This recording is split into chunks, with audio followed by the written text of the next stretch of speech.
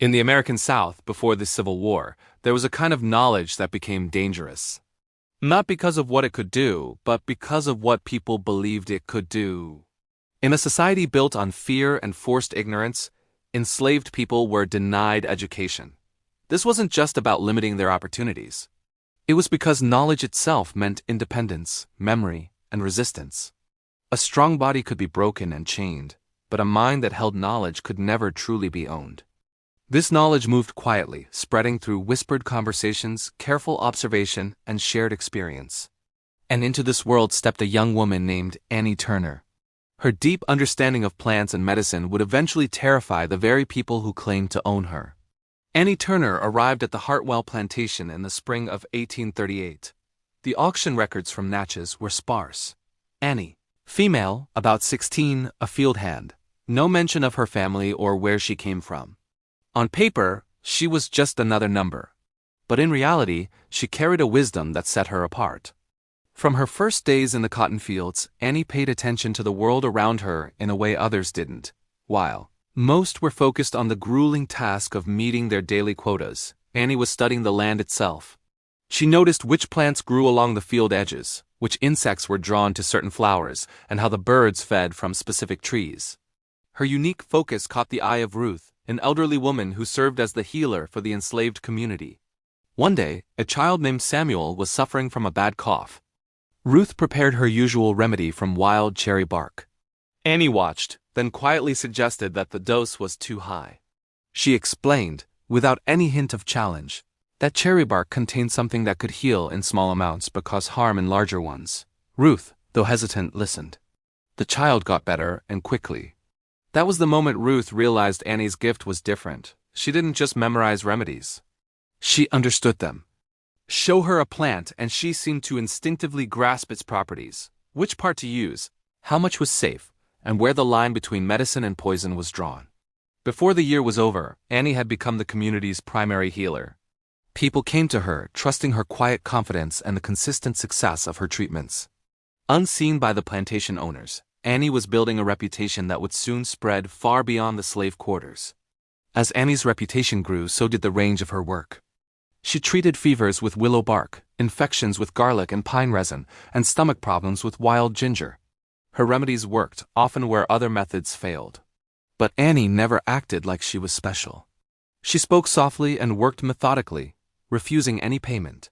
Her authority came from one simple thing: accuracy.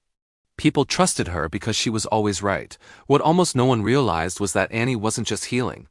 She was documenting. Since enslaved people were forbidden from reading or writing, she invented her own system.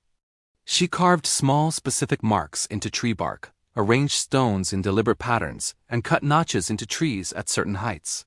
To anyone else, these were random marks on the landscape. To Annie, they were a living map of botanical knowledge. She recorded where plants grew, when they flowered, and how rainfall affected their strength. Most importantly, she recorded dosages because she understood a terrifying truth. The only difference between a medicine and a poison is often just the amount. Thomas Hartwell, the plantation owner, first became aware of Annie's skills in the winter of 1839. His youngest daughter fell sick with scarlet fever. The family doctor used the standard treatment of the time, mercury, but the little girl only got worse. In desperation, a house slave mentioned Annie.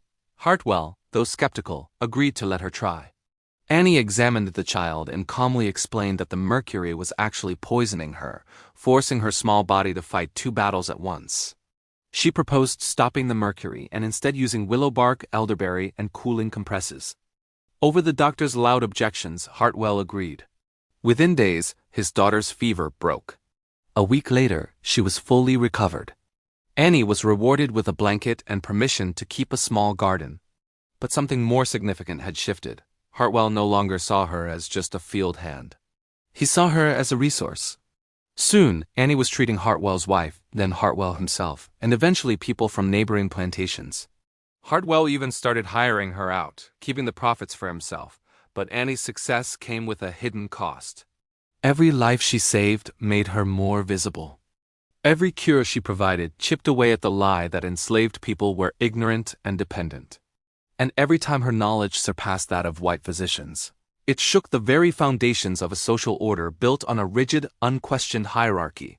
The turning point came in 1841. Annie was sent to a neighboring plantation to treat an outbreak of dysentery. She successfully controlled the sickness, but shortly after, the plantation's overseer, a man known for his brutality, fell ill and died. The official cause was listed as cholera, but the symptoms didn't quite match, and people whispered. They remembered that Annie had been nearby. No one made an accusation, but a seed of suspicion was planted. Months later, that suspicion grew deeper. A white planter tried to copy one of Annie's remedies, but harvested the wrong part of a plant and poisoned himself. His death was his own fault, a result of his ignorance. But the implication hung in the air. If Annie's knowledge could save, it could also kill. The whispers grew louder. People started to speak of her with a mix of awe and fear. White families who once sought her help now watched her every move. Some refused to eat or drink anything they hadn't prepared themselves. Hartwell saw the change. The requests for Annie's services dropped off. The mood among his fellow planters grew tense. The problem was no longer about what Annie had done, but what she was capable of doing. Her knowledge itself had become the threat. Hartwell confronted her, urging her to explain her methods, to make people feel safe. Annie did as she was told, but it made no difference. Fear, especially fear rooted in power, is rarely soothed by logic. The situation exploded in 1844. Hartwell himself became violently ill after eating greens from his own garden. The symptoms looked like poisoning. Annie was called. She quickly identified white snake root growing near the vegetables, its toxins seeping into the soil and contaminating the food. Her diagnosis saved Hartwell's life. But instead of clearing her name, it sealed her fate. People started asking questions. How did she recognize poison so quickly? How much did she really know about toxins? And how long had she known it? The very act that should have proven her innocence instead confirmed their deepest fears. By the end of the year, the local planters had made a decision. Annie Turner was too dangerous. Not because of any crime she had committed, but because her knowledge made them feel vulnerable.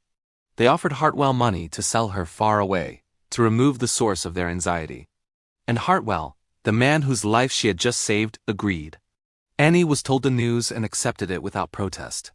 In the weeks before she was sold, strange things began to happen. Several of the men who had pushed hardest for her removal fell mysteriously ill. None of them died, and no cause was ever found. The illnesses were real, but couldn't be explained. The fear only intensified. Through it all, Annie said nothing. She continued her work, quietly passing seeds and knowledge to those she trusted. On the night before she was taken away, a young girl named Judith came to her cabin, asking to learn. In the few hours they had before dawn, Annie taught her everything she could about healing plants, dangerous plants, and the heavy responsibility that came with knowing the difference. She explained that knowledge, once you have it, can never be taken away. And sometimes, just knowing is enough to change everything. Annie was sold and taken west. Her physical presence vanished from Mississippi, but her legacy remained, casting a long shadow of fear. Plantation owners became paranoid about every illness. Years later, historians and archaeologists would find her marked trees and hidden bundles of seeds, proving she had created an entire system of knowledge in a world that tried to keep her in darkness. We'll never know for sure if Annie ever used her knowledge to harm anyone. But what is certain is that she exposed a fundamental truth of the system that enslaved her. It depended on enforced ignorance. When that ignorance was broken, the powerful became afraid. Annie Turner's resistance wasn't loud. She didn't lead a rebellion or run for her freedom. She simply knew things. And in a world built on lies, knowing the truth was the most dangerous power of all. Thanks for watching. If you found this story as compelling as we did, be sure to subscribe for more.